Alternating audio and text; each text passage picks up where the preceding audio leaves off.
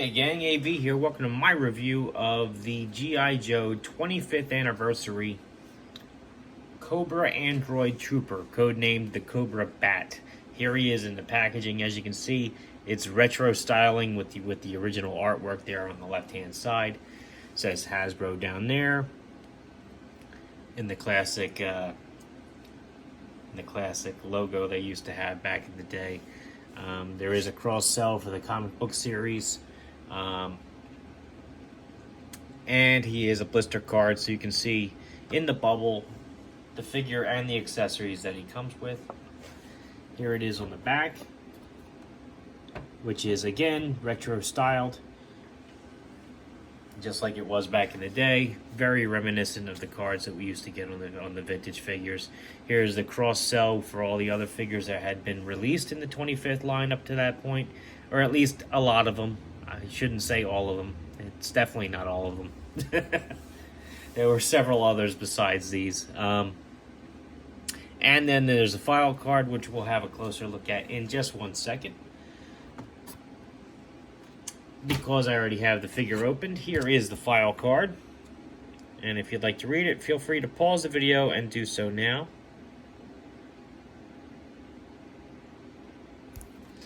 Okay.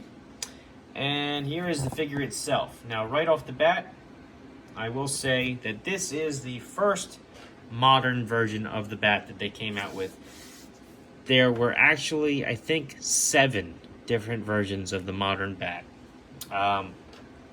There was, of course, the Pursuit of Cobra with the jungle camo that everybody's familiar with. There was an all-black one from the Resolute line. There was the cartoon version from the DVD 2-pack.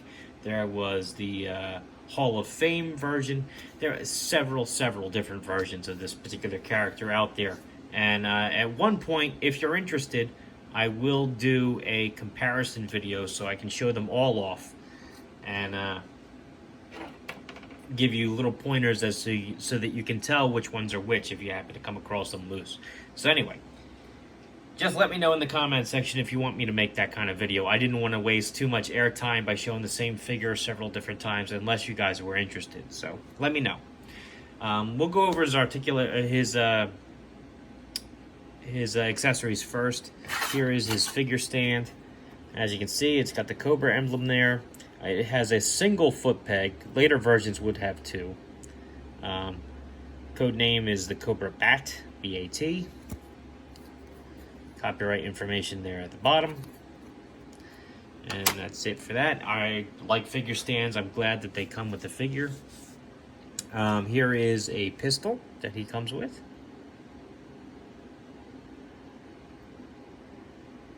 This pistol will fit in his hand, either hand. Demonstrate that right now. As you can see. And it also fits in his holster.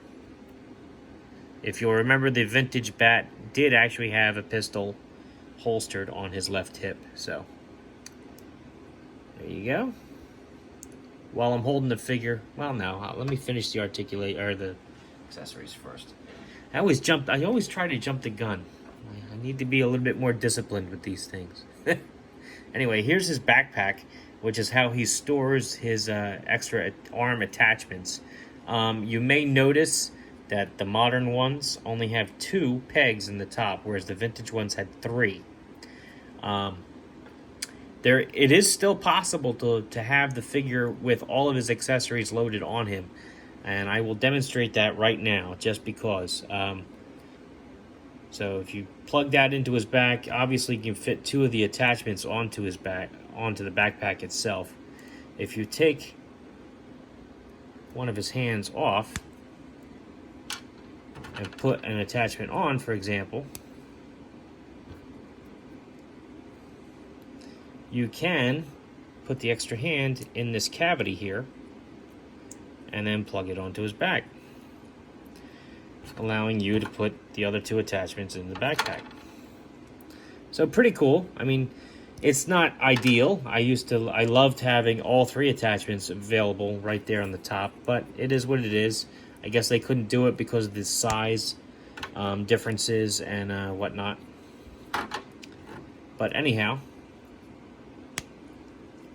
he comes with his clawed hand, which has a serrated edge on the end, and it is articulated, so you can open the claw up and down. He has this, looks like a drill or a laser gun.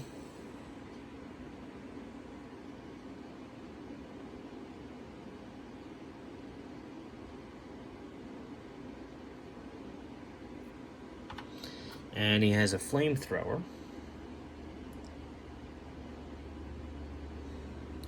And as I demonstrated a second ago, you can take his hand off and plug the attachments in. Unlike the original version, you can actually do this with both hands.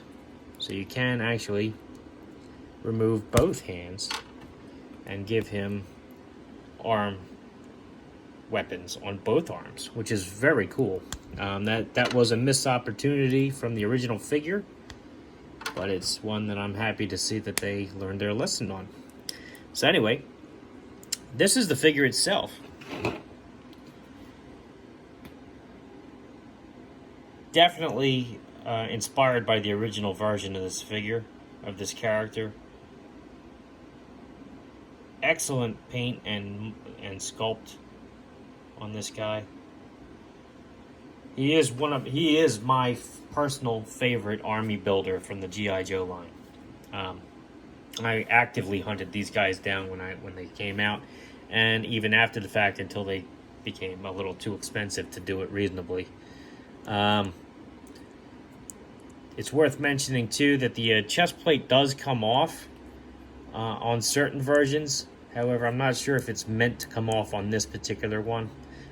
Other versions actually had cracked versions of the glass, so you can have it as though he took damage.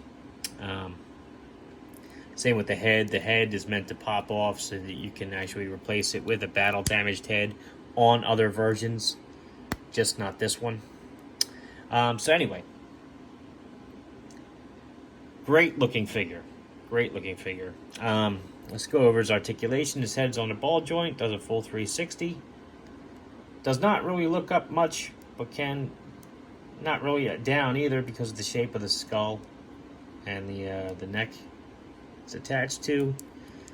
His arm will do a full 360, as well as go up pretty high. There's nothing at the bicep. His elbow will bend 90 degrees, and it rotates 360 degrees. His wrists have articulation at the peg that they unplug from, and that's it. No hinge or anything like that. His crunch, ab crunch, gives a great range of motion up there. I'm going to use this articulation because this one will be hindered by the belt strap. Leg will go up about that high. Doesn't really go back at all. It's double jointed at the knee, so he can kick his heel back about that far. Rotation at the ankle, 360, as well as a hinge at the ankle. He can point his toes down that far and up about that high. So, very good articulation on this guy. I love the detail that they put into him. I mean, look at the detail on these arms. I mean, they look awesome. Very robotic. They even put a little black wash over them so that the details really pop out. Really good. As I mentioned a second ago, his belt does peg into the thing, which gives it like a realistic looking motion when you pose the leg. Great looking figure. Like I said, one of my all-time favorite army building characters from the G.I. Joe line. Here he is next to a vintage figure, Snake Eyes. As you can see, he's noticeably taller. The back is a true 4-inch figure, whereas the vintage G.I. Joe figures were 3 3/4 inches.